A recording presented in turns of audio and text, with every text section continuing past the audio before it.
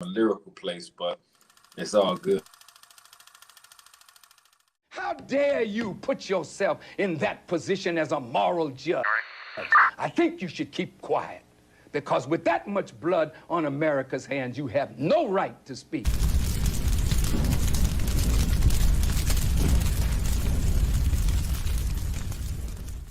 It's time for war. It's time for war. Get redemption. Redemption. It's time for war. It's time for war. Get redemption. Redemption. I didn't come to do the 3 and 4. It's time for war. I didn't come to do the 3 and 4. It's time for war. I'm just a speaker for the poor, righteous teachers with pharaoh features. Like one of the kings from Egypt, the plan is to lock us, stripping our freedom. Mass incarceration, jails is crowded all across the nation. With black faces with 25 for crack cases. These new modern laws attract racists. Hands high, still a cop shooters, claiming we rock movers. Block looters, the reason they put the Glocks to us. They fed us pork and false knowledge. I talk dollars, cause in this land of America, you hear the poor holler. A known scholar, do the math. What they teaching in class is transparent. I can see through the glass. It's on us to educate the babies, the black poets and athletes, before they end up dead on the back street. We ain't running no more, kid, it's time for war. Impeach the POTUS, his mind is apocalyptic. First they gave us dope, now it's pills, that's not prescripted. Modern day genocide, they see us in a ride, costing $100 grand, shoot us just like the son of Sam. I'm from the tribe of Levi, shipped to Hispaniola, better known as Haiti, warriors of Judah. Suicide no return door. What does it mean when I say just a leave? Late night, the drums would scream. Whoa, yeah, whoa, yeah. I can see the ships retreat. I can see the ships retreat. I can see. Kupetele. Off with them hands. Off with them hands. It's time for war. Get redemption. It's time for war. Get redemption.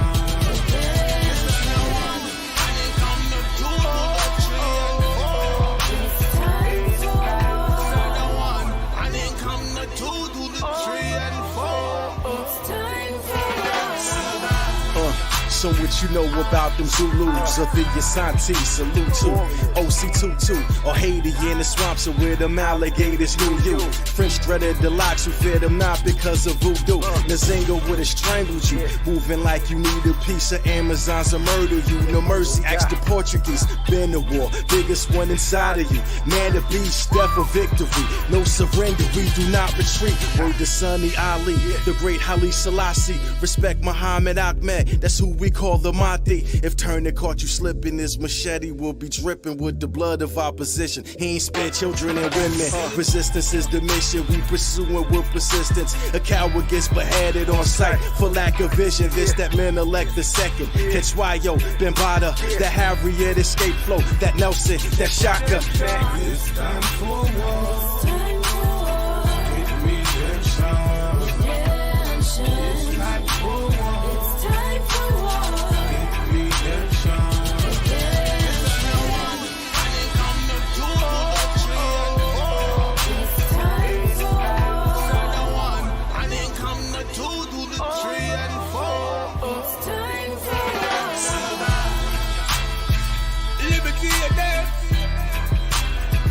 Choose one.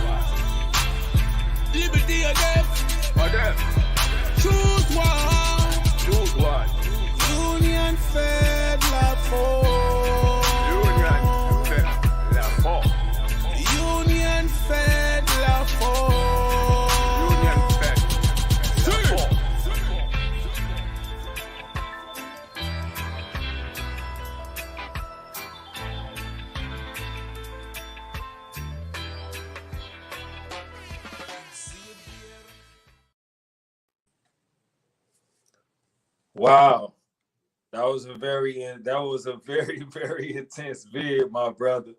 I love the content. I love how you put it together. I'm gonna get into that, but before we start, let me go ahead and just let everybody know. Welcome to another hour of adult contemporary hip hop uncovered.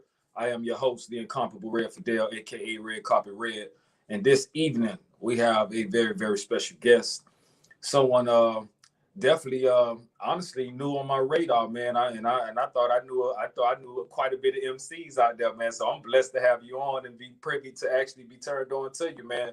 The music is definitely high vibratory, man. So none other, man, for everyone listening, for everyone viewing, we have the hip hop artist, and definitely just listen to his music, a visionary and someone who I don't even consider a rapper. I consider an MC. My man Lak. Definitely introduce yourself to the people, man. What's going on, man? This is Lak, man, from Smart Hip Hop Global and SmartThug Entertainment. We put out educational hip hop music as well as education involved with other types of media streams. So I'm here in the building. Man, that's awesome, man. That's awesome.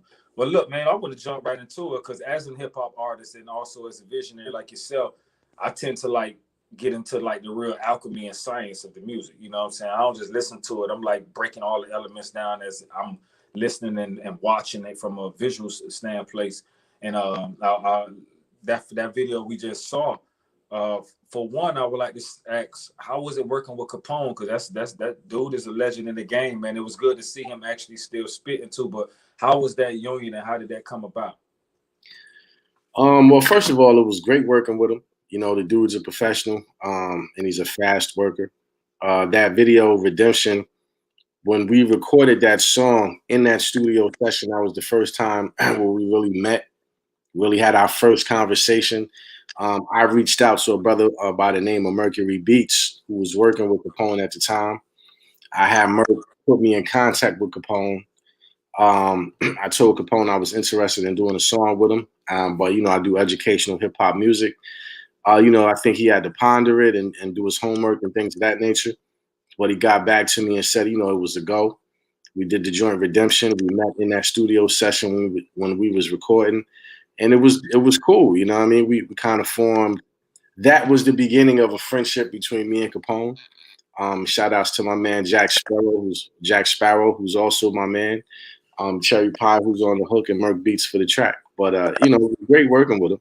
And like I said, he's a brother of mine, and he's a really, really fast worker. You know what I'm saying? Like, you know, when you're in the studio and you're working on joints, you know, he'll come up with it real fast. So he's a good person to work with while you're in the studio. Indeed. I could appreciate that too. So that's real cool right there. And I'm glad you mentioned the guy name who was doing the hook, because I was about to ask you his name. You said Cherry. What's his name? Cherry what? The hook is my man Jack Sparrow, who's that's also Jack Sparrow. Okay. Jack Sparrow's on the second. He's on the second verse, and he's also on the hook. Okay. The hook is Jack Sparrow and Cherry Pie. Okay. You know, they make up the vocals of the hook, and the verses are Capone, Jack Sparrow, and myself. Got you. Okay, definitely. I like the hook. The hook was dope, and it's what I really liked about it too was the fact that a lot of times when you hear a hook with, let's just say, for the sake of like an island feel or Caribbean, because I'm islander, so with a Caribbean feel, or for the sake of, you know, the rank and file, you know, those who may be listening, like let's say they might say like a Jamaican hook or whatever, because it sounds like that. And I also hear where you got the sample from. That's that if I'm not mistaken, it's an old school joint either by Peter Tosh or it's by Bunny Weller, but it's I know the joint. When I heard, I was like, yeah, and it's interesting that you use that because I've been wanting to use that joint for years. So when I heard, I was like, oh, he got that joint. I like that joint. I believe it's Peter Tosh, but Merc put that together, man. Yeah, Jack Sparrow and Cherry Pie, you know, they was hot. put together. And Jack complimented the hook very well, but I like the fact that he was mentioning Haiti, you know what I'm saying? Because a lot of times people they'll think like Jamaican roots, but the fact that he tied in the whole Haiti and the Zoppound feel of it, me being from Miami, I'm very familiar with, my fellow Zoppounds. I like that. And it was very fly at the same time. So, and then even the editing in of all the different scenes and social commentaries and things that's taking place globally and nationally, everything seemed to tie in and fit very well. And that's what, to me, that's what made it very profound, because the content of the lyrics actually made a marriage with the visual editing that was taking place at the same time. So I think that was a very, very good video. So much so that those type of videos somewhat, you know, they kind of seem like for the on the mainstream level, they be so powerful that people tend to not even want to actually see, you know, videos that have such a good rhetoric in it like that, man. So what's your take on that? Because it seems like the game has changed so much as it relates to conscious MCs versus what we have now on the market. First of all, I want to shout out my man Mojo for producing that video. Indeed, shout out to that brother. Yeah, Mojo's company's called Magic. But you know, so I just wanted to give him the credit for that, because he did the editing. He put stuff in there, you know what I'm saying? He used his own creativity to really bring that to life. So can you see me? I don't have too much sunlight in here. I mean, you're a little dark. I can see the sun coming from behind you, but I hear you. I can see the silhouette. I mean, I take it as it comes, God. All right. Oh, good. Yeah. It's a glare behind you, definitely. Okay, it's a little better. You're a little dark though. If you have a lamp or anything there, that'll be fine. I can't really see your face. I just see like more of a shadow. That is a crazy glare. Yeah, it is crazy. Oh, there goes the glare. All right, that's a little better. Sorry about that, man. My house, I'm in the process of moving, so it's a lot going on here. That's okay.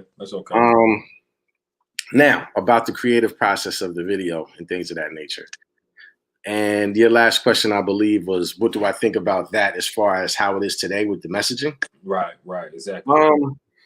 Well, you know, I think the messaging in hip hop is something that is now steered by corporations. The messaging in hip hop, especially when you talk about mainstream, you know, there's a lot of money involved. So there's a lot of, you know, the messages are what's going to sell and what's going to generate money, as opposed to what's a pure hip hop sound.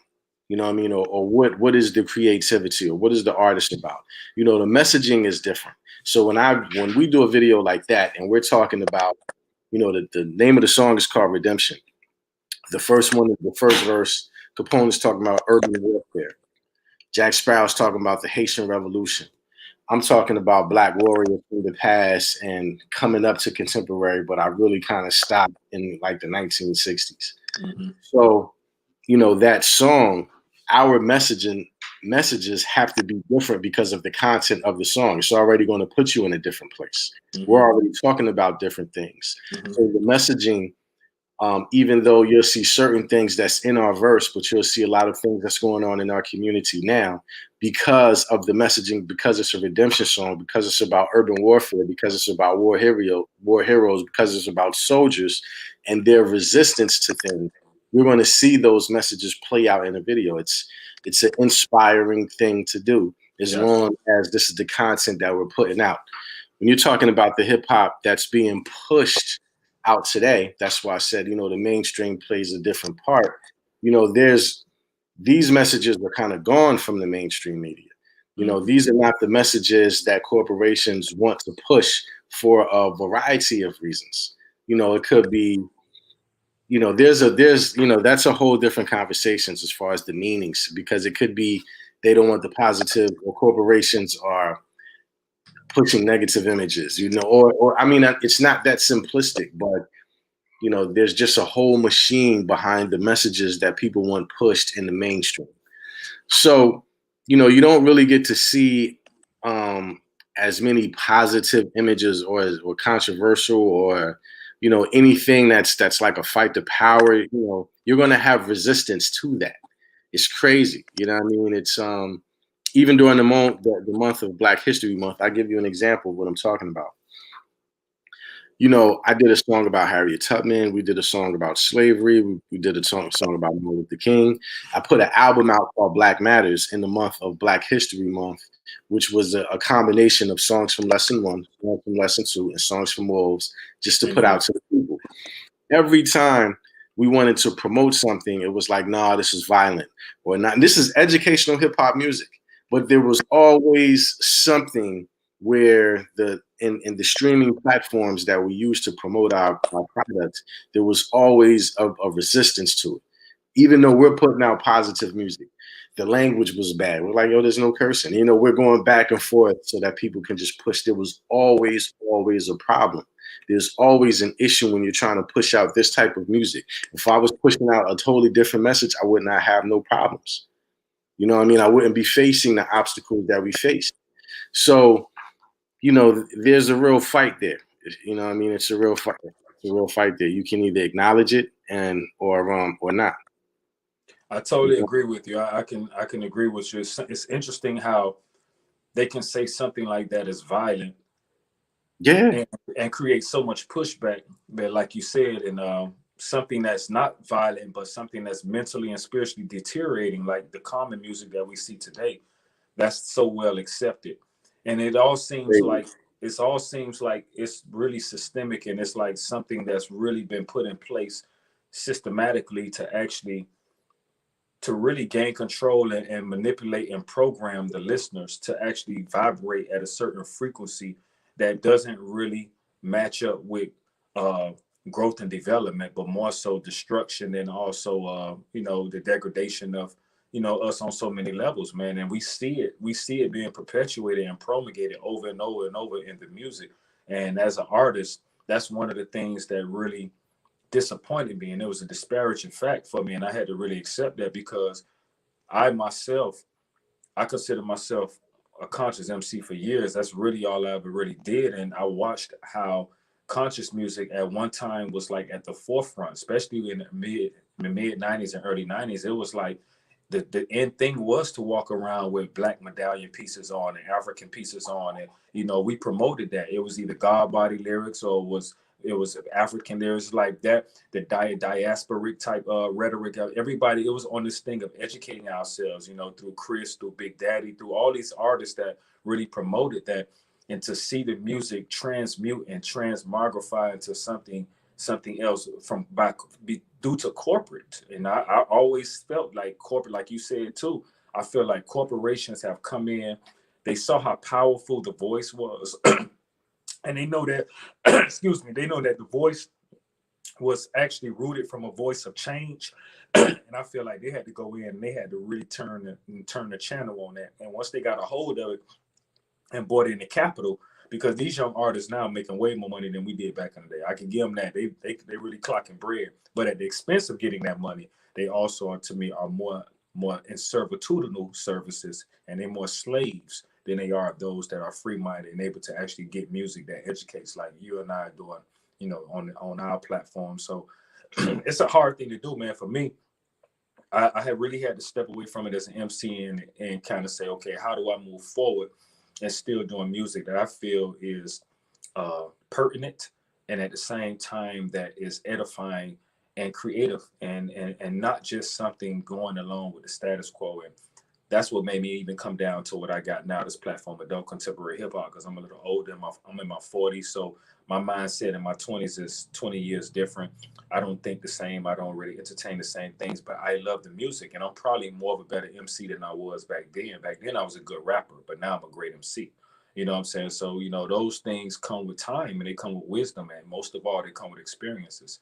So, I could definitely appreciate, again, your song and what you're doing, and I could tell that you're kind of well seasoned in it. I could just tell from the way you put it together, just talking to you now. And we kind of like the last of the Mohicans on so many levels, brother. Yeah, man. Yeah, We kind of like the last of the Mohicans on so many levels, man. And it's a battle in itself, man. It's a battle in itself, and I don't look for monetary gain on that level when you're doing it how you and I doing it, because I understand that the majority, they just not really adhering to the message as much as those, who, are underground or, dwelling underneath the shadows. So, I agree. I think that hip hop also is a representation of what's going on with the community at its time, right? Mm-hmm. So we came up in this era of Public Enemy and Queen Latifah and X Clan and Brand New Right. Deal and all of those type of Right. Little Tongues and Tribe Called Quest. Right. But we were also coming out of like the crack epidemic. You know what I'm Right. saying? We was, Right. as a people, we were also having this revolution that Black people have every so often, Exactly. which is trying to clean up the culture and do different things like that, right? Right. Exactly. So I Exactly. felt like that happened, and then a different form of rap music was promoted at that point in time. You know what I'm saying? Then gangster rap was really, really promoted, and materialism in rap was really, really promoted. But with that, because as I see that as well, it runs in line with hip hop starting to make a lot of money. Companies didn't care, you know what I'm saying? People didn't care what the messaging was, and companies, it really was no money at the beginning, and people were like, this is not something that's going to last long. By the time you get to your Irv Gotti's and your Master P's, now you're talking about hundreds of millions of dollars. You know what I'm saying? I don't think that era where those companies, as far as Rockefeller, as far as Bad Boy and Murder Inc. and that to me that was the money era. You know what I'm saying? Like when I see kids making money now, I'm like, yo, I see a lot of flash money. You know what I'm saying? I see a lot of like I don't see $100 million given, you know what I'm saying, like you saw with those contracts in that era. But I do see, the chains and the cars and all of the toys and all of the things that you don't really own with the flash money that you really got to pay back. You know what I'm saying? So I noticed that part of the game as well. But I definitely still think where we went from hip hop being this, hip hop, the hibbit, you know what I'm saying, to Melly Mel being expressive, to it flourishing and everybody having these different voices, to now it's becoming something that you can market, to now it's becoming this billion-dollar industry, to now, oh wait, all the money that we made from the industry, we went from the drug sellers to the drug users. Now we have a different tempo in hip hop, and now it's not cool to be the hustler. It's also cool to inject yourself or be high, you know what I'm saying? Or it's the lean, or it's the Percocets, or it's this, or it's that. We went from you keep watching these eras, and now as we're watching the era of the user, I feel like it's still going to come back around at some point in time to that revolutionary point where you're still going to have people that's trying to clean up the culture. There always gets a point where it's like enough's enough. You know what I'm saying? But you still have to go through something to reach that point of a musical revolution, so to speak. Yeah, in my opinion, you know what I'm saying? This is all what I kind of think in my mind as I watch the game. I agree with you. Do you think, in that being said, do you think with the advent of social media and YouTube and Instagram and all these other platforms that allow up and coming artists to be able to really promote their music without the industry, do you think that's been a positive and advantageous move, or do you think that has helped actually create the perception? Because basically, listen to what you're saying, it seems like the reality of the money has decreased, but the reality of the perception has increased on the material level. So what's your take on that? I think there's pros and cons to the media. First of all, you got to adapt with the world. So the age that we're in is the age that we're in, whether rap is here or not. And we live in this multimedia age. What the pros are for me is you can now go directly to the people. And if you have that thing that people gravitate to, you make it easy for yourself to be seen. That's a definite pro. A con is no one's buying your album. You know what I'm saying? We're not living in the day where people went to the store, physically bought your album, and you got money off that sell. You can't even sell out your trunk no more. Like that whole that eliminated a lot of stuff. It eliminated a lot of paper in the game. You know what I mean? So on the one hand, you do have your pros and you do have your cons. You can communicate with the world a lot easier with the world, not just people in your state or your block or, you know what I'm saying, your coast. You can communicate with people in Africa and Germany and wherever you want to.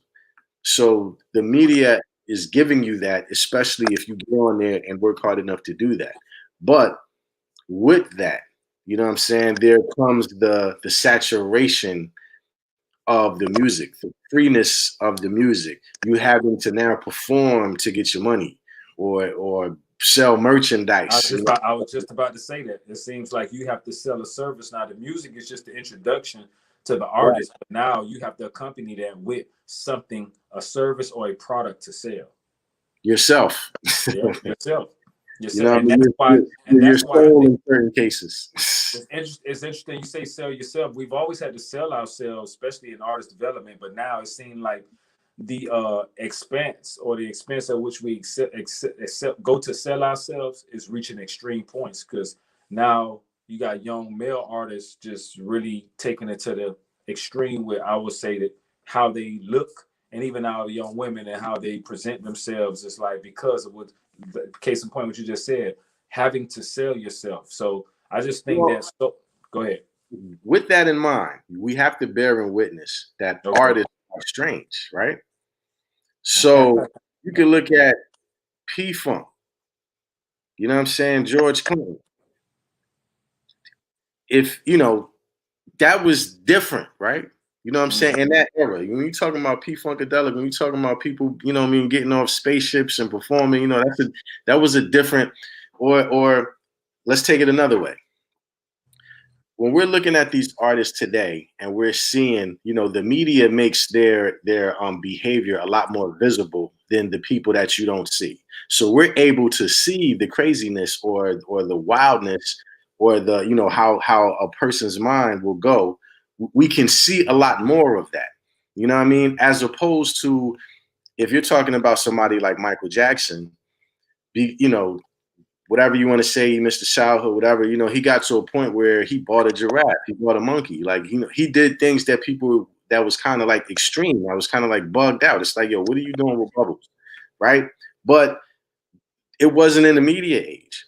So he wasn't on Instagram with Bubbles every day, you know what I'm saying? But we knew about it. We just thought it was crazy.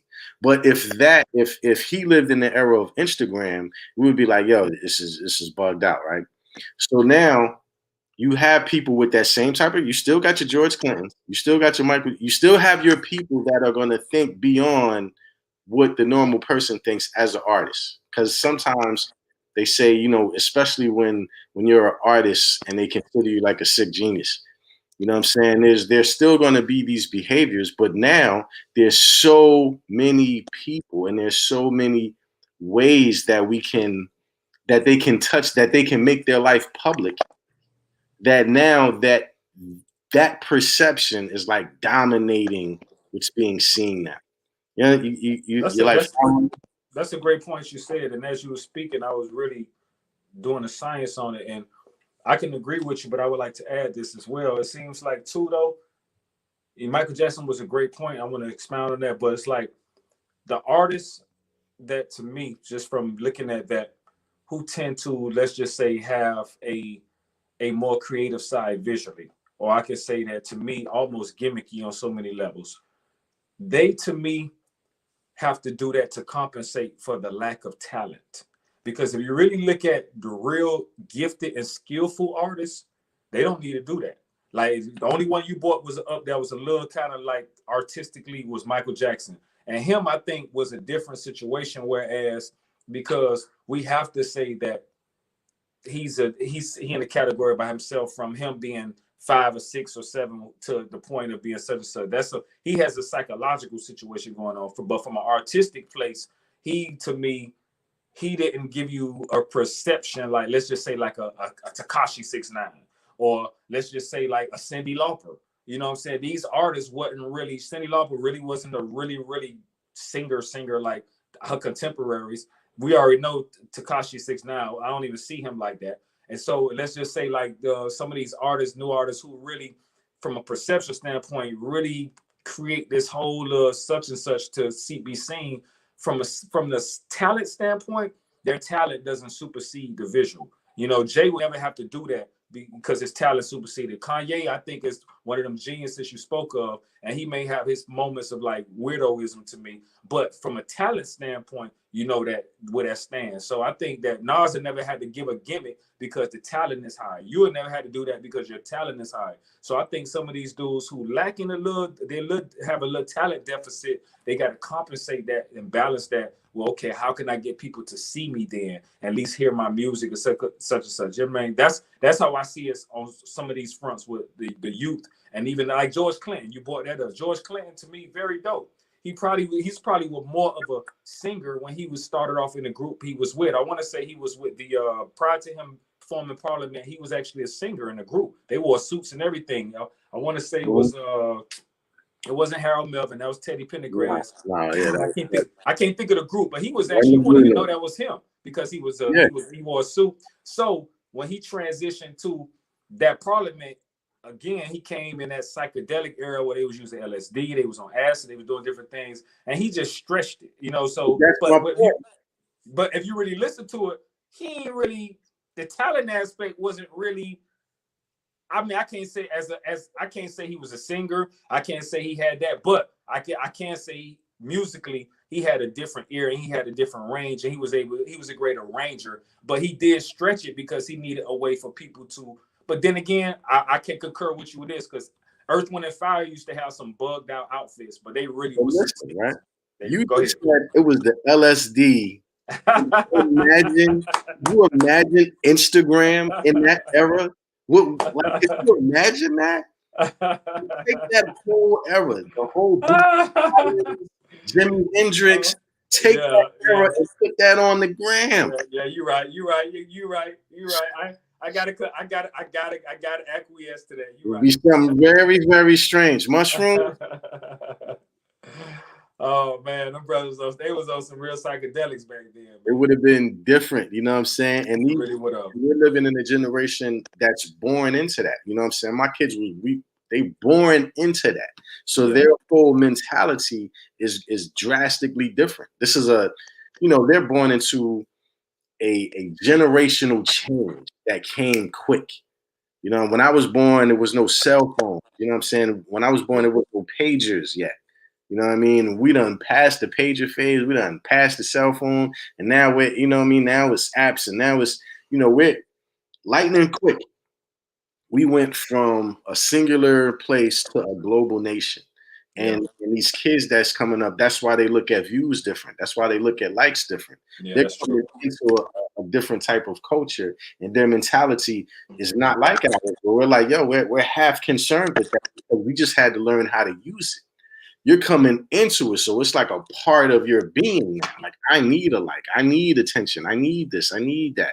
It's validity. It's it's a totally different thing. You know what I mean? I can see that.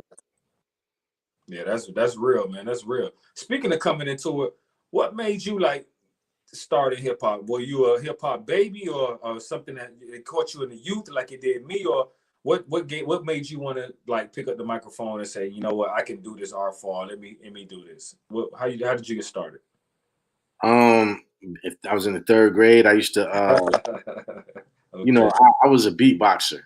I started, my beginning influences was the Fat Boys and Dougie Fresh, you know what I'm saying? So that's what I came into, you know what I mean? And then the people around my neighborhood, this is when Run DMC came out, LL Cool J came out. This is my radio. This is before I'm Bad, you know what I'm saying? So in this era, everybody's watching Breaking and we're watching Turbo and Ozone, and everybody's pop locking and doing all this. But in the third grade, I'm beatboxing for everybody. And my man just was like, yo, kick around. We was freestyling at lunch. And that's the first time that I ever rapped.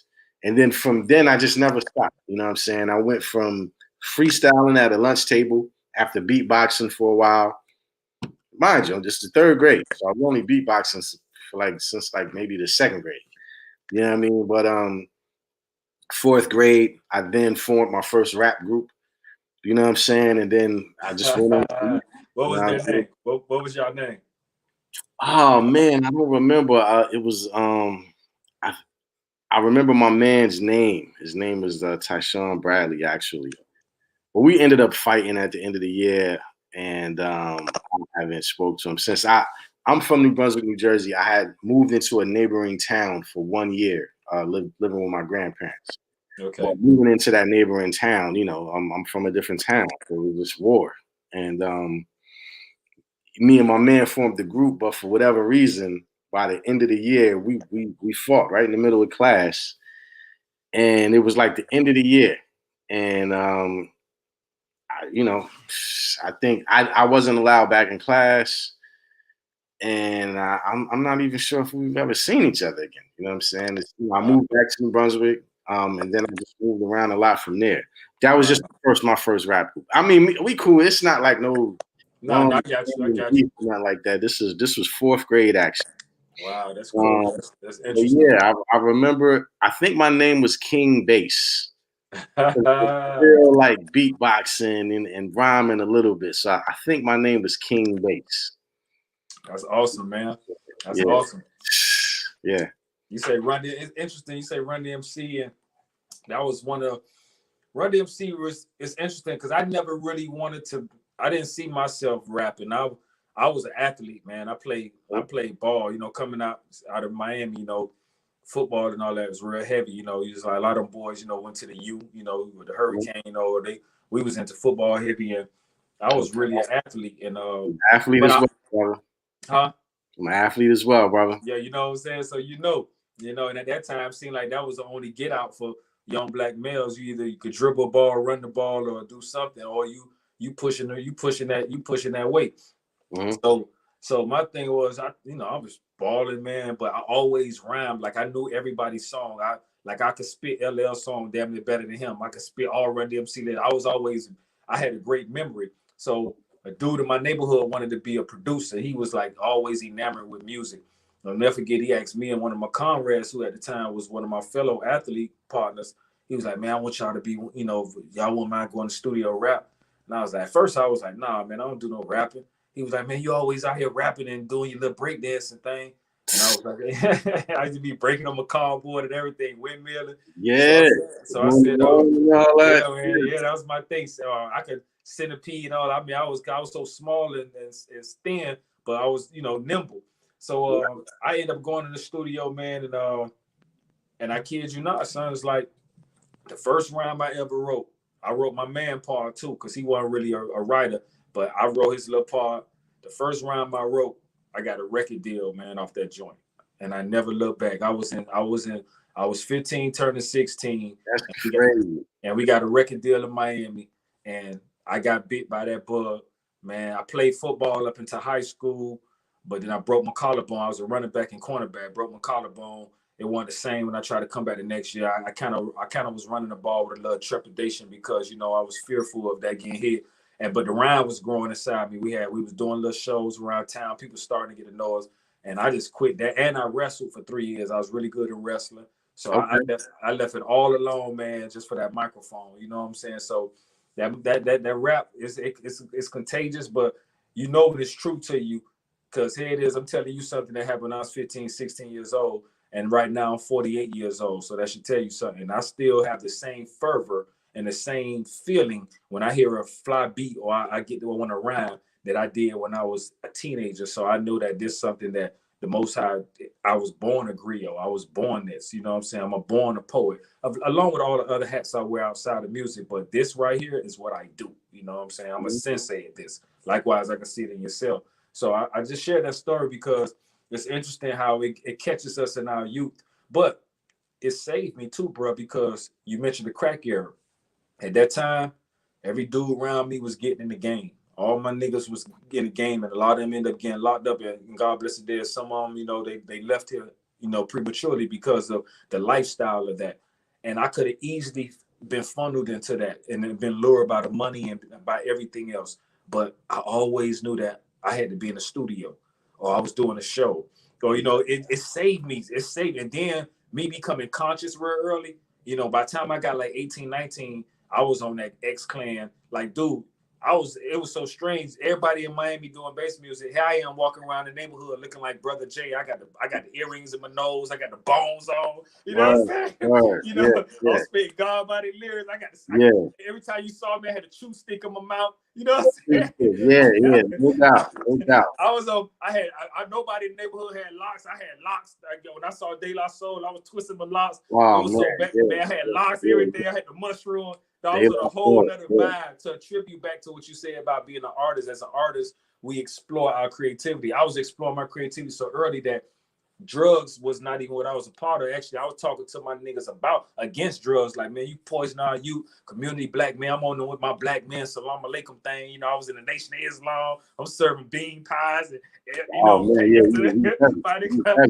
But it was through the music. The music introduced me. It became the bridge and gateway for that consciousness. And one thing I can say about rap music then and even now, it connected the regions. I would have never known what was going on in New York if it weren't for Yom TV Raps and those type of things like that. Or even we would have never known, you and I both would have never known about what them boys was going through in LA with colors in the same gang and all that gang violence. Like, I ain't know about no Crips and Bloods. I'm from Miami. We about money. We ain't know about no colors. But Ice-T and all them boys, Ice Cube, they brought that life to us. So it was just connecting regions. You know what I'm saying? Texas, and they got Ghetto Boys and all the boys. So it was really bringing us all together under one banner, under one nation, under one legion. And I saw, to me, from a corporate standpoint, that's where it became scary, because they knew that if these people here get together and they connect the dots, there's going to be a problem. So we need to actually create divide, and we need to get some type of division in here. And I think that's when it started coming to where, okay,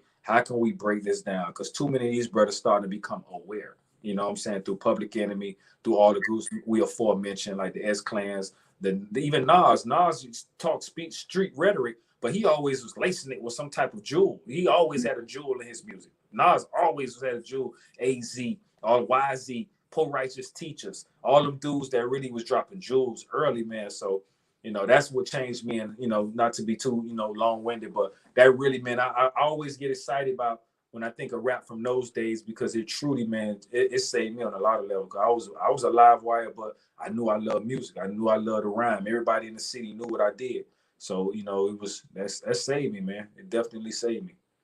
Yeah, I would say rhyming in sports definitely helped me. I started playing that year that I moved to my grandparents in the 4th grade. I started playing sports. What you played? What sport did you play? I played football. I played baseball, and I wrestled, and I ran track. Oh, you wrestled? Yeah. What pound did you wrestle? Man, I don't even remember. I was a kid. My last wrestling. Yeah, man, I wrestled 135. I was a beast on that mat. I broke my ankle. It was maybe the last time I wrestled, I was in the 9th grade. Right. And it was I don't remember the weight class, but I started playing football in the 4th grade. Okay. What position you played? Well, from the 4th grade to the 8th grade, I was a nose guard and a defensive tackle. Nose guard? You must be a chunky little dude.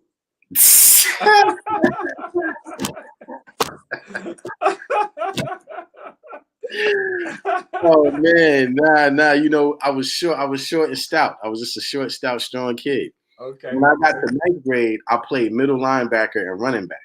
Okay. You know what I'm saying? I just excelled. You know what I mean? I was always even at nose guard nose guard and center. Okay. I played nose guard and defensive tackle like 4th grade, 5th grade. When I got to 7th grade, I moved from one part of town to the next, from one part of Jersey to another, and then they have you playing center in nose guard. But I'm 5'8", you know what I mean? So even at middle linebacker, I was just a beast. I was short, small, but I was good. And I played all the way up until I injured myself. You were saying that you injured your collarbone. Mm-hmm. I had a torn ligament in my left shoulder in the 9th grade. So I didn't resume my football career until the 12th grade. Just having an injury, coming back out there unprepared, snapping it again. But I love football. So I ran track, Willingboro, New Jersey, 10th grade, 11th grade. I threw the javelin, ran the 200 and the 400, did a little high jumping. Got back to 12th grade, moved again, went to a different town, but it was my senior year, so I was determined to get on the field. Did that, and I only played in 5 games my senior year, but I still had like some scholarship offers and all that. Ended up going to Rutgers. Wanted to play there. Was going to be a walk-on. You know, I went to the team, filled out all of the paperwork, and, you know, I started working out with the team. And the only thing I had to do was make my highlight tape. So after I went to the team, after I had spoke to the coaches, after I had met the players, after I had started working out with the people that were going to walk on, I got into a fight. That fight, you know what I'm saying, ended up costing me my sports career, really. But, you know, then it was over for that. But rhyming in sports, because I played sports and because I was always good, in every town that I moved to, I was always good because I always knew an athlete and I could rap. So I always had like a crowd, even when I got to college. You know what I mean? The first group of people I met was the football players. Gotcha. And after that, and then the second thing I did was meet people that was in the rap community. I was battling everybody, going to the house and the Paul Robeson Center and doing all of that. So I always was able to have these built-in communities that kind of sustained me, especially from a kid that's moving around from place to place to place to place to place. You know what I'm saying? It was always like a protective thing. So, you know, just watching you say that, you know, yeah, is what it is, man. Yeah, man, that's awesome, man. That's awesome, man. And it's crazy because the love I have for music, man. I had an extreme love for sports. So I feel you, like football. I eat, slept, and I kept a football in my hand, like dude. Like you couldn't tell me, because I come from a line of athletes. So I was trying to follow behind my pops and my uncles, cousins, and everything. It was kind of one of those situations, but I realized that I just was something else, you know. Music just became the dominant thought process for me, and it became so easy. It was like the effortlessness of it, just like was like, you know what, I'm gonna go this route. And sometimes I think back on it because, unlike yourself, I didn't get no college offers because I stopped so early, and you know, and I just went to college academically. But I really wish I could have, if I could rewind that, I probably would have like stayed in sports a little bit just to do that, to see how far I can go with that and where I would have went with it. But, you know, no real regrets. I tore them down. Oh, I got offers. I played in, like I said, I missed my 10th grade. I missed my 11th grade. My 12th grade season, I missed all of September. By the time I came back, it was October. Gotcha. And I played in, I only played in 5 games. But within that, I got offers from within. All I needed was those 5 games. I got offers from 2 schools, but they were like Division III schools. Gotcha. And I only applied to Rutgers. It was the only school that I applied to. I was either getting in and going to Rutgers, or I was going to do something totally different with my life. Gotcha. It was just one school thing. Gotcha. And they had a football team. And I'm like, yo, I'm gonna just walk on. You know what I'm saying? It'll be good money as soon as I touch the field. But you know, it didn't happen. But I was just saying, I did have offers. I could have went in a different. That's wonderful. And that's what I'm talking about. That's powerful. And you know, and I know we've been talking about this. It's interesting because you and I have so many things that's parallel and now, you know, between us, and that's outside the music. And it's interesting, man, with all that, man. You look back on that, and for me, I say, wow, you know, we've been blessed to be able to experience that, and definitely we've been blessed to experience the evolution of this energy we call hip hop, because we saw it from, like you mentioned earlier when you were saying the hip hop hibbity, we seen it come from that, even though I was kind of still a child in that part of it. Like I remember Sugar Hill Gang, I remember Grandmaster Flash them and Treacherous 3 and Busy B and, you know, Grandmaster Kaz, and getting back to the, you know, those people. But I ain't from up top. So those people from up top, and like yourself, you would know more of those artists than I know, because it wasn't so mainstream. So their music really circulated regionally. I think the biggest record we got was Sugar Hill Gang, Rapper's Delight. And then Grandmaster Flash, The Message, and songs like that started. Mm-hmm. But though I was a breaker, I was getting songs like White Lines, Vision Dreams Up. So I was getting those songs that we break to. You know what I'm saying? I was like, damn, we getting those bubble bo bo bo bubble bo bo bo get. So we getting those songs that we pop into. So it started really bridging the gap. And then I think what I'm gonna tell you what really helped as well. Movies like Breaking, Electric Boogie, those and Turbo and Ozone. Beat Street really tied it in as far as from the elements of hip hop, the graffiti and all that stuff like even though it was kind of like a little trashy, but it was what it was. What's the one by Barry Gordy? It had Vanity in there. I can't think. Last Dragon. Right. You know, it had elements of hip hop going on in there with the brother and all that. So yeah, you know what I'm saying. So it introduced it to the world on a very commercial level, but it was needed. It still was an injection that made people curious as to say, what's this new form of music? You know, so I definitely am congratulatory for that, man. Like, okay, I'm glad that I was able to see it from that place, man, and to see where it's going now. And as a conscious artist, just to segue back to your music, it's kind of like a bittersweet. I have to admit, you know, I'm always candid with my feelings. It's a bittersweet because the sweet of it, man, is like, damn, I'm so happy to hear somebody still spitting real music.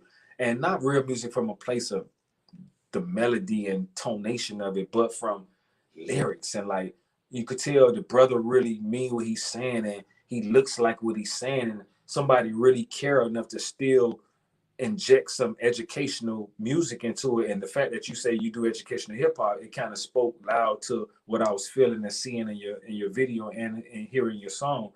But the bitter of it is that, damn, man, what we do has been so blanketed by so much other bullshit to me. I'm just keep it 100. You know what I'm saying? It's just like, God, because we put so much energy into what we do, brother. We put so much effort into it to where it's like, it's really like something that that's the only time I say that a man is pregnant, because we are impregnated with this gift. We impregnated with this vision, this thing that's going on in the etheric realm that we actually give birth to when we go in a booth and we give birth to it. Then we mix it down and we press play. And when our press and play is actually putting our child up and saying walk. When you see your child first walk for the first time. So when I put my child in front of you and say, walk the daddy or walk the mama, that's me saying my song is ready and look at her walk.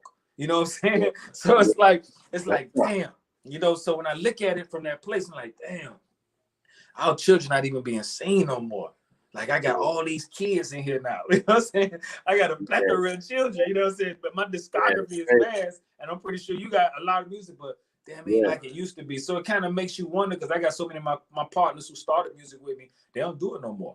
They don't do it because they turned off from it. They got other careers. And they always say to me, at first, I ain't gonna front, about 10 years ago, they were like, man, you still do that? You such and such. But as they see what I keep doing, now everybody's coming. They say, man, I'm happy to see you still doing your music, man. Like, on the real, bro, that shit is cool. Like, I'm glad to see you still there, and you still doing it at a high level, man. That's what's up, dog. I'm pretty proud of you, man. You inspiring. Now I'm getting a reverse. So when I was in my mid-30s, people was like looking at me like, you still doing that? That ain't gonna take you nowhere. But now it's crazy, son, because people like, man, I'm really happy for you. Like, you really an inspiration. Like, you still doing that music, bro. You never look back. And that helps me. I can appreciate that as an artist that's been travailing so long at this and scratching the concrete with it, man. So, you know, so that's the bittersweet I hear in your music, but it's more sweet than bitter, because so I'm enthralled and fascinated when I see artists like yourself and gaining you got a new fan to me, and again, somebody I can actually connect with and be like, yeah, and wish to do some music with you. I love to do some music, man. Definitely, bro. Something happened to my screen. Hold on. There we go. All right. You went crazy just now. Can you hear me? Did you hear me? Yeah, you and I can see you. Okay. I heard everything you said. It's just my screen just. Yeah, you know, one of the things that I've realized is that I'm part of the first generation that was kind of born into hip hop. You know, hip hop is not it's not that much older than I. Gotcha. So there, you know, in order for hip hop to grow, I'm like that generation that had to stretch the age of this music genre, because it came out with the kids, you know what I'm saying? Everybody that was rhyming was 17, 18, you know what I'm saying? These was Run DMC, LL Cool J, you talking about 15, 16, 17. That's the beginning, you know what I'm saying? And being born into that and watching it cultivate from the 70s to the 80s to the 90s. It's just 2021. This is not an old type of musical genre. So there's going to be the resistance to, yo, you still doing that? And because it would have been impossible for there to have been a hip hop artist to stretch the age boundaries. You know, the only people that can do that now is people like you and I. You know what I'm saying? Because we are the people that was born into it. It's still, you know, people say it's a young man's music only because it's a young culture. You know what I mean? So I battle with that going through, you know, when people get to your 30s and everybody that you're rhyming with and everybody just stops. You know what I'm saying? It's like, yo, I'm getting older, bro. You know what I'm saying? I'm doing this. And, you know, I've stopped a few times. One of the things that happened, and I think what separates MCs from like people who just rap is if you are a born artist, a born poet, a born MC, there is no stopping in your head. You can stop, but you'll always have music in your head. And it's, do you want to put it out or not? Which is different than, yo, I want to look like a rapper. You know what I'm saying? I want to do this like a rapper. You know what I mean? Everybody's listening to this, so I want to rhyme.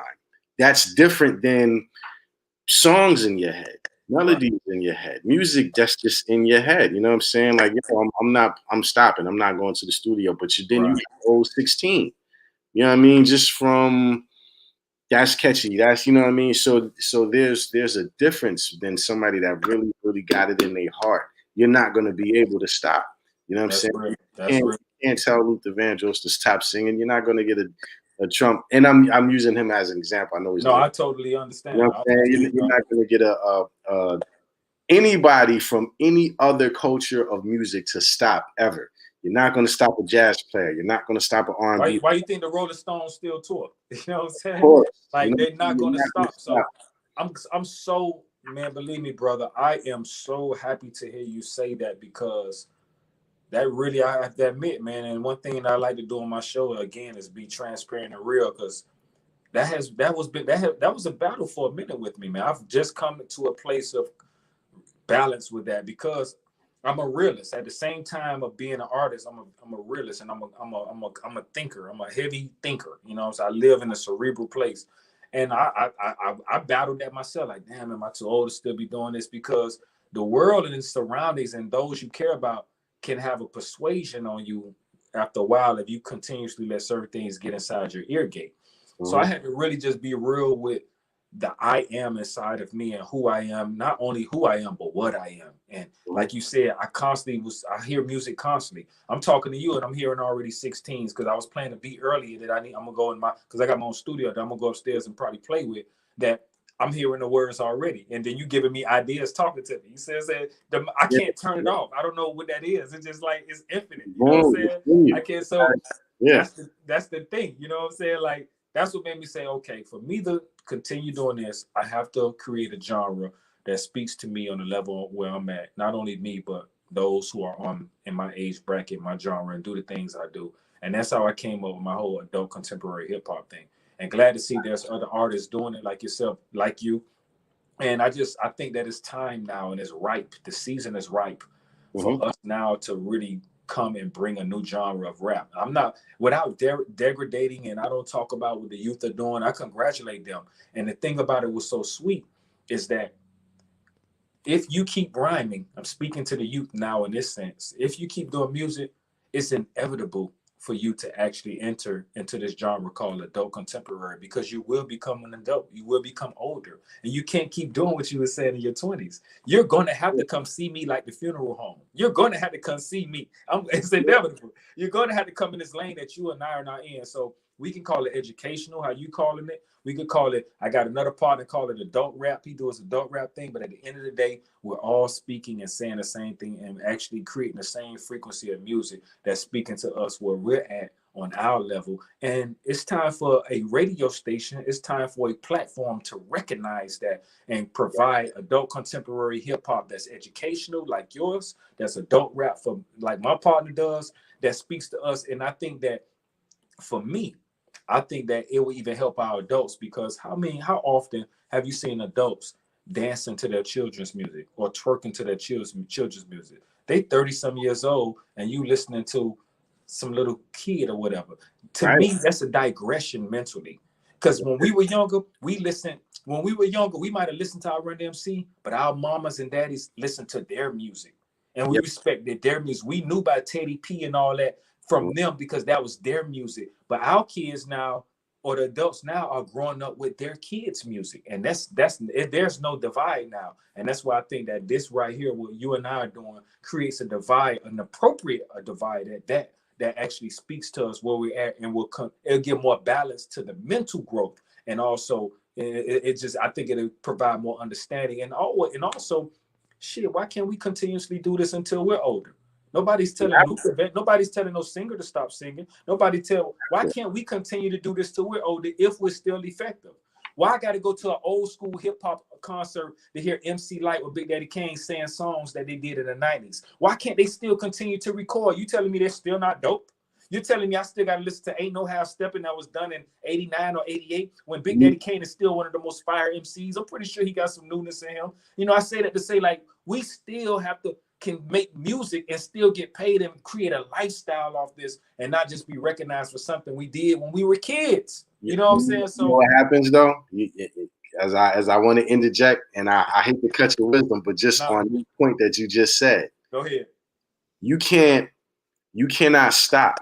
You know what I'm saying? Like, you know, artists like you and myself, because I'm as I listen to you, I'm putting you in that bag of a special artist. You're not a rapper, you're an artist. You know what I'm saying? But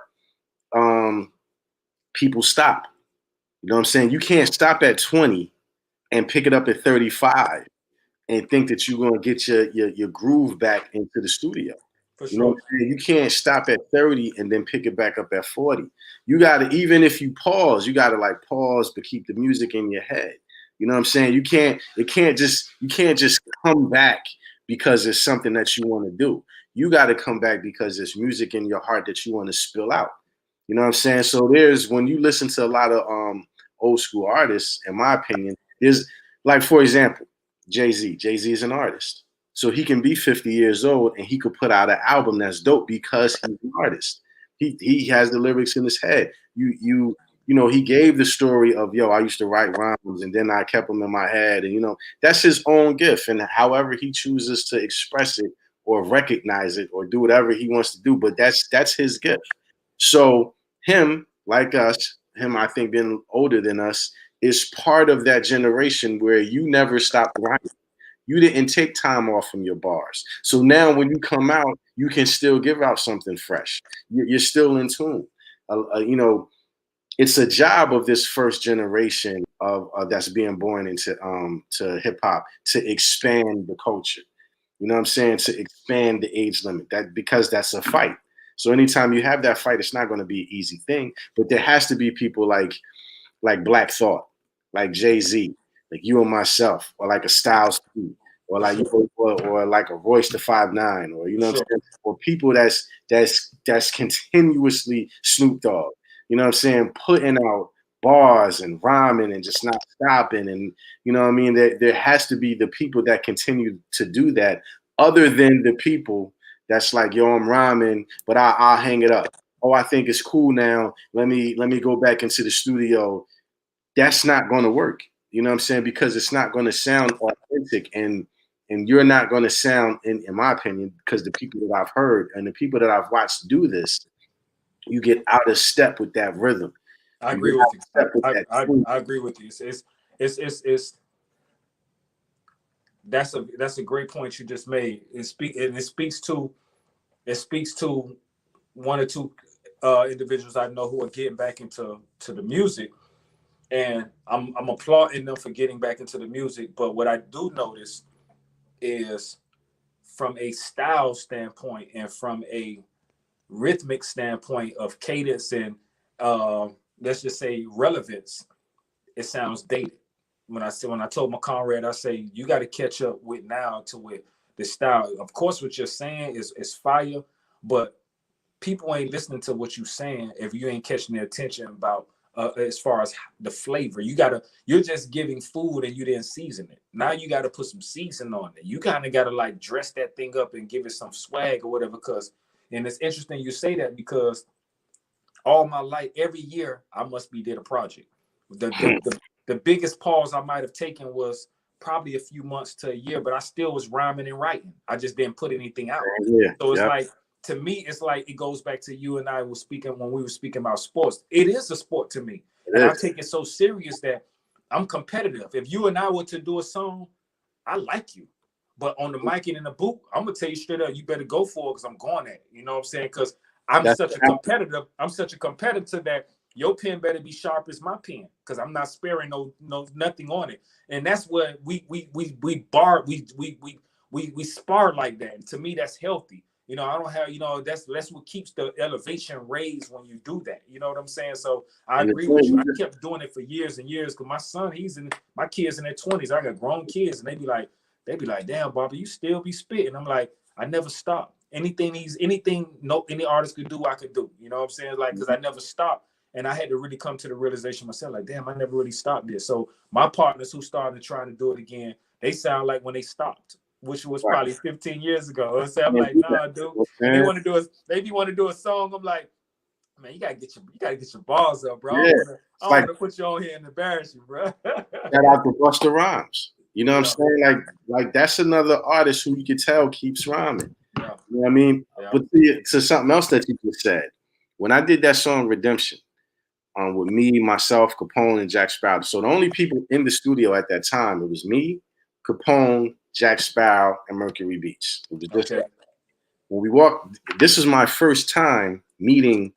I met him. When I say I met Capone, like I said, seen him, you know, in the studio, said what up, you know what I'm saying? But we didn't have a conversation. It was like, yo, what's up, so I love that type of stuff. You know what I mean? But our first conversation was in that studio. So me being in there, me, you know, knowing Capone's a legend and all that, but not knowing who he is, not knowing how we rhyme, we're all respectful, right?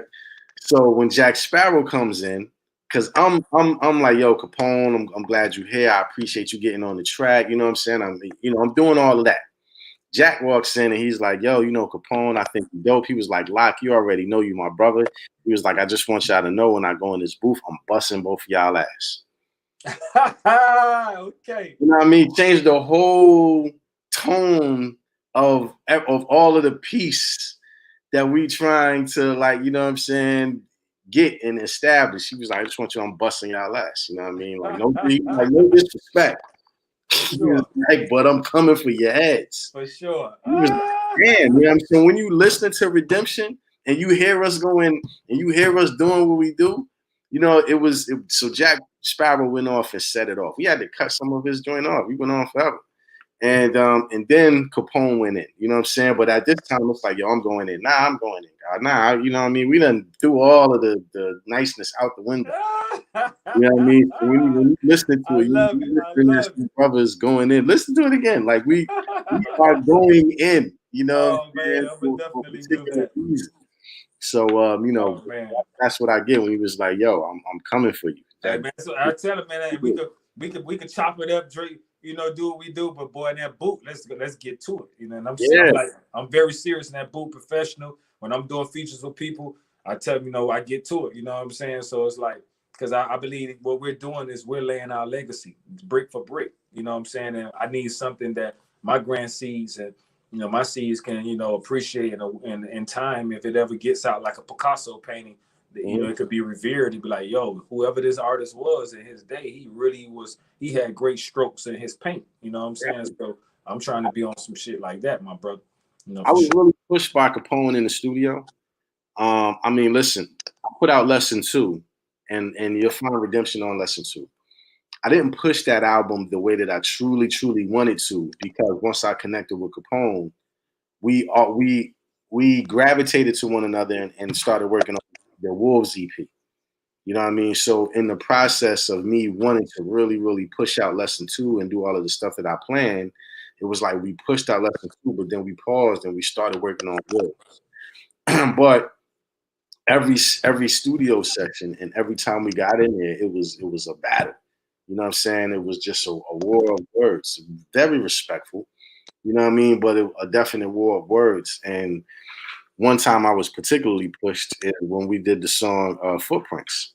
And so Footprints, you've listened to the Wolves EP, you know what I'm saying? Mm-hmm. So when we did Footprints, the first part, you know, we came in with.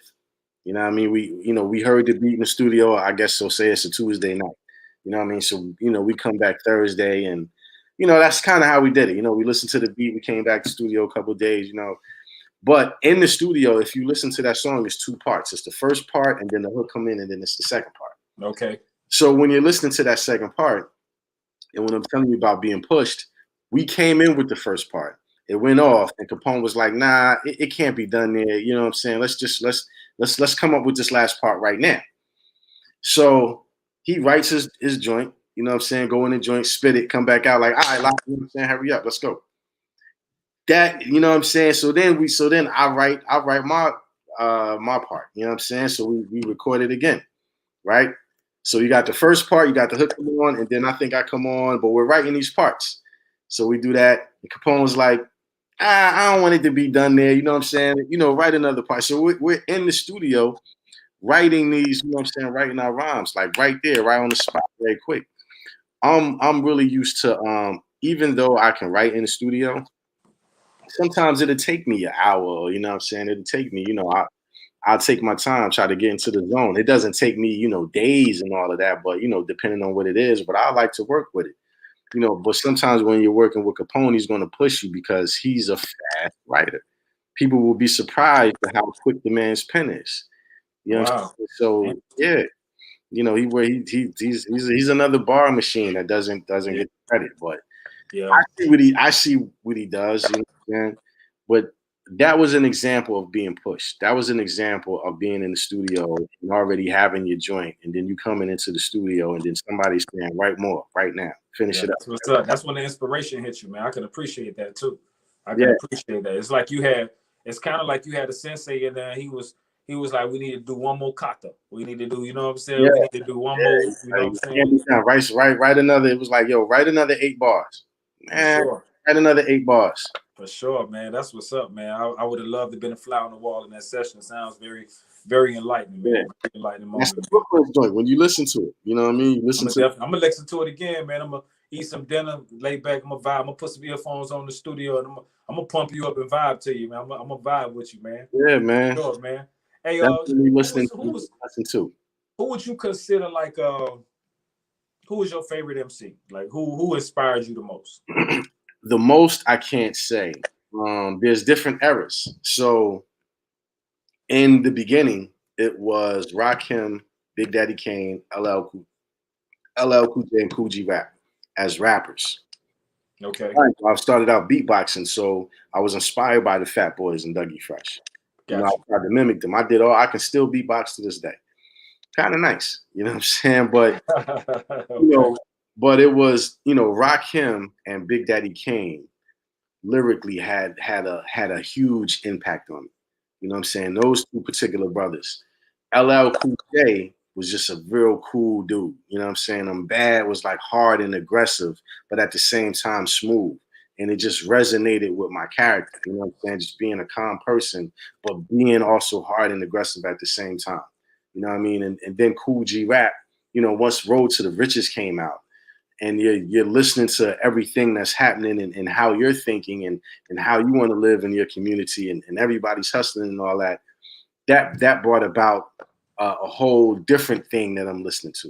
You know what I mean? So those particular rappers really, laid a groundwork for the people that I was listening to when I started rhyming.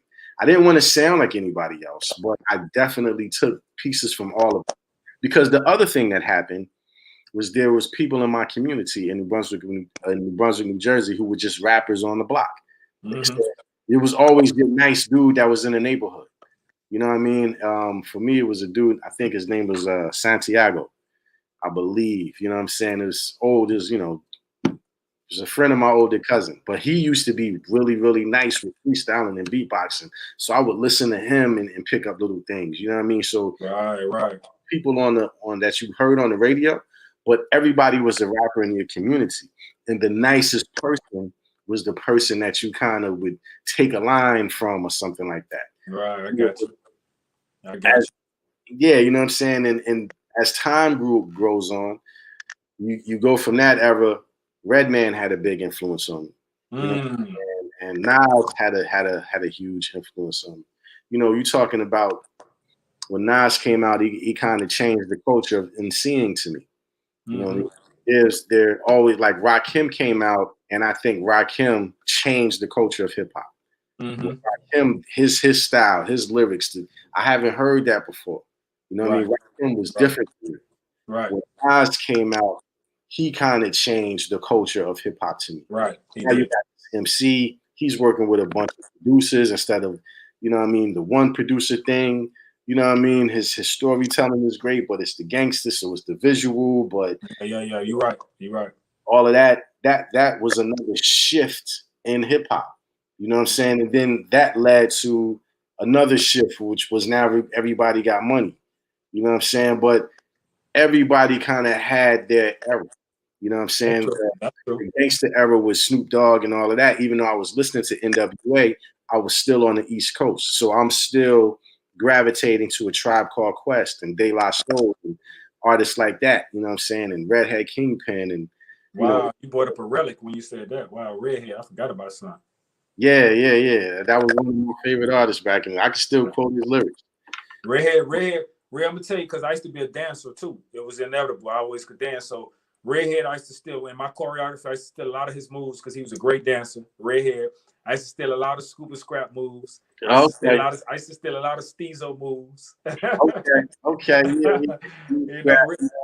and Play were okay. Kid and Play were okay, but they wasn't really like dope to me. They just had their little routines. But Steezo, Redhead, Kingpin, a few other folks. Special Ed video. Special Ed, yeah, them two dudes was cool. You know what I'm saying? They was okay. They was all right. You know, I want hip hop dudes. Yeah, man. So it was interesting, man. But I agree with you. I think the different eras definitely, you know, there comes an artist that changes the trajectory of it as far as from the lyrical content. Because you was right on point. I think Rakim came and he took it out of that hip hop prohibited era. He took it back to he took it to a place like, oh no, you got to say something. And Grandmaster Flash was the first really, but he still had one foot in that old school era. Yeah. But Rakim came Rakim had a sense of, to me, gangsterism with it, because now dudes got on the fat gold ropes and the chains, and he always was chunked up with the fresh Dapper Dan on. You know what I'm saying? It's like he brought the dope boy culture in a righteous way. You know, even when you looked on Paid in Full album, all them boys was chunked up looking like dope boys. You know, if you look at Eric B, he was in the street at the time. He was the money man. So it's like them boys, they was funneling the money in a different way, and you couldn't help but actually amalgamate the two cultures from the street to that music into it. You know what I'm saying? And you hit it on point with LL. LL was my guy. You know what I'm saying? But I was Tango King. Yeah, you can't go. Hey, come on, can't go key. All of them, those my guys, man. UTF, all of them. But to me, New York, I always get them props. The first gangster stuff I heard out of New York, to me, because I was a pupil of it, was Kool G Rap. The way he was able to spit street knowledge with that lyricism. Because I'm gonna tell you, on the symphony, I always go for. I love Big Daddy, but I say Kool G ate all of them symphonies. I was just gonna keep it 100. You know what I'm saying? Yeah, I can do that. Dude, you gotta. I mean, I love Big Daddy, but on the symphonies, man, Kool G was that little tie-tone guy right there. And then he had that whole different list thing going on that just gave it a whole different kind of like this dude is nasty with it. You know what I'm saying? Like that. You know what I'm saying? With DJ Polo, and there he's sitting in the back like, yeah, man. So, Kool G. Another gangster out of New York to me was Just Ice. Just Ice was hard back then. Just Ice was them kind of dudes was hard to me. You know what I'm saying? That was hard dudes to me. You know, even then you had your guys out of Philly. You know, you can't forget about Cool C, Steady B. Them dudes was real stick-up kids. They were real get to it. You know what I'm saying? Glamorous life. Glamorous life, you know what I'm saying? Everybody was doing that back in the day. Yeah, you know, I used to like EST, 3 times dope. Yeah, Oh, that was my guy. yeah. That was my guy right there. EST was dope, man. What is the Act Nicholas one? The greatest What? alive? Come on, man. Yeah. Hey, man, so definitely, man. Yeah. Hey, I'm enjoying this conversation with you, man, because it's like a tour back into time, man. You know, I didn't just, you know, it's a pleasure definitely talking to you, man. So many things I wanted to say, but we kind of, you know, I let it organically vibe, man, and I appreciate you. I'm kind of past the time, but I just let it keep rolling because I definitely want to bring you back on, man, sometime in the very, very near future. And hopefully, man, we can exchange some math, man. Are you on Instagram? Yeah. You know what? I'm gonna allow you. Go ahead. This is what I want you to do for the viewers and the listeners who may be listening, and for those who may even catch up with this and watch the video. Go ahead and give them your information as far as your social media platforms and all that, and where they can reach you, and also go listen to your music. Likewise, I'll be taking that down. I'm gonna reach out to you on IG, man, because I want to vibe with you. And hopefully, man, we could collab on some joints, man. I'd love to do something with you. Oh man, without a doubt, man. I can't wait to listen to your music, especially after having this conversation. Yeah, indeed. You know, listen, this is Lak. You spell out L-A-K. I'm on Instagram. It's Smart Hip Hop, one word. If you go to Instagram, if you go to Twitter, if you go to Facebook, all you got to do is type in Smart Hip Hop, one word. I'm on all of those. As far as the music, you got Lesson 1, Hip Hop and Education. You got Lesson 2, Hip Hop and Education. And you got the Wolves EP featuring myself and Capone. All of these albums, how can I forget? And you have the Black Matters album that I dropped in the month of Black History Month because it's an album about Black Matters. You know, that's the one I listened to today. That's the only one I heard. So I'll go back and I'll definitely take a real good listen to Lesson 1, Lesson 2. And I love the title of The Wolves. That just grabs me because I got a real connection with that animal itself. So I really deal with wolves. I like that. So I'm gonna definitely listen to that joint. Definitely, man. Check the title track out.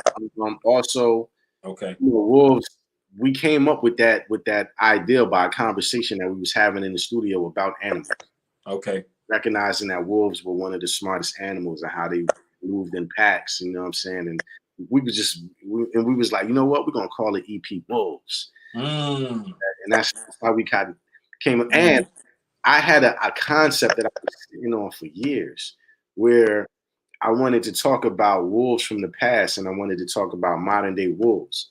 But I didn't rhyme about modern day wolves because I'm like, I don't want to put that type of music out right now. Like I know where I can go, right? So I'm like, I don't want to do that. You know what I mean? Like I'd like to stay over here. And when me and Capone was vibing, you know what I'm saying? For me, I'm like, because of who you are and because of the message that everybody already knows, then you talking about modern day wolves works, and I'm going to talk about the Imbagala Jagas of the 1600s who lived at that time. You know what I mean? So, you know, it was just it really made sense when we did that song, and you know, the title Wolves came from a conversation. Awesome. Conversation we were having in the studio. But Smart Hip Hop is on Instagram, one word, on Twitter, one word, you know, smart hip hop on Facebook and all of that. The albums are available on all streaming platforms from Spotify to Tidal to Apple Music. You know, you just put in Lesson 1, Hip Hop and Education. Lesson 2, Hip Hop and Education. And get Wolves and get the Black Matters. I love all of those albums. You know, I just love them all, man. You know what I'm saying? Lesson 2 and Wolves are definitely my babies. All right. But you know, check them all out, man. Will do. And for those listening and viewing, check the music out. Support independent artists. Support the movement. But most of all, support creativity and support artists who actually give you an inner being of themselves and give you a piece of themselves in that music. You know, it's very important now that we get behind that, especially when it comes from a place that's uplifting. And music now, I don't too much like to talk about the music now. I just think that the music now needs a balance. Back then, we had all forms of music, but we had a buffet of styles that we could deal with. If we want to listen to some native tones, we can listen to some native tones. We want to listen to some NWA, we can listen to that. But we had a choice. We had more of a variety of choices. Now it's just been narrowed down to one particular genre, which is creating an imbalance in the music game. And I just think that we need some more balance to it. We need a Ma'at to come into this whole fold of it all. So I appreciate you, my brother.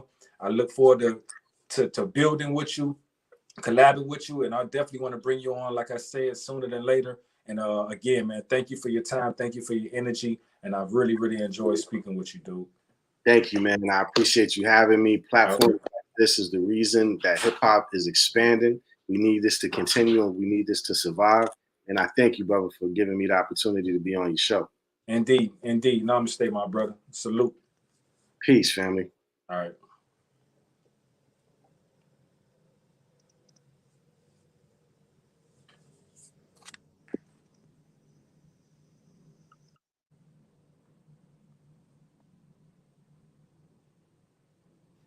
You still going on? You still live? Yeah, I'm still live right now. I'm about to go, but you could go ahead and clear it. I'm gonna just end with a conclusion, but definitely, man, I'm gonna reach out. Hey, Redd Fidel, I'm finna send you this IG request right now too. All right, I need all of that, brother. All right, brother. Peace. What an awesome interview we had. What an awesome interview we had. The brother really, really took me back, made me resonate with a past that actually border on the love of music that I still continue to do at this date, shall I say. If it's not in you, then you wouldn't really understand. Sometimes it's inexplicable to continue to do something that on the outside seems to reap no reward. Some people may say it's insane, and we like to tend to define insane as doing the same thing, expecting a different result. Well, in this case, as creative beings, as creative souls, and as modern day griots, we may appear to be doing the same thing, but it's never really the same.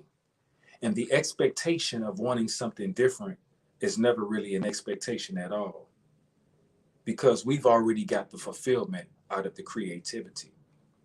So with that being said, salute to my Van Goghs, salute to my Picassos, salute to all those who may still be doing whatever it is you're doing, but from this place, music, without an expectation, but just doing it for the fulfillment of being able to create, and that fulfillment of actually being able to sit back and watch your creation and know that you did something that was instilled or input in you by something divine, and you were able to actually create it and cast it out, not only for you to see or hear, but for those outside of yourself. Thank you for joining us. Thank you for joining me. And thank you for actually watching this video or this podcast in its entirety, and become a fan of my man Lak. His music is very dope. I think he's a very, very, very just astute MC and a very astute individual. I really, really was digging the brother. I was digging his mind, and I also dig his historic lore for hip hop. That was very, very engaging. So with that being said, you already know me. I am the Incomparable Redd Fidel, aka Red Carpet Red. My music is out. 555 is the album. You can find it on reddfidel.bandcamp.com. Also, it's available on all your major streaming sites like Spotify, Google Play, YouTube, what's another one? Apple Music, and all those. So just type in 555 Redd Fidel, or just put in Redd Fidel and it should populate and come up. Support independent artists, man. Listen to the music. Definitely, you will be fed. Peace and blessings, y'all. See you next week. Salute.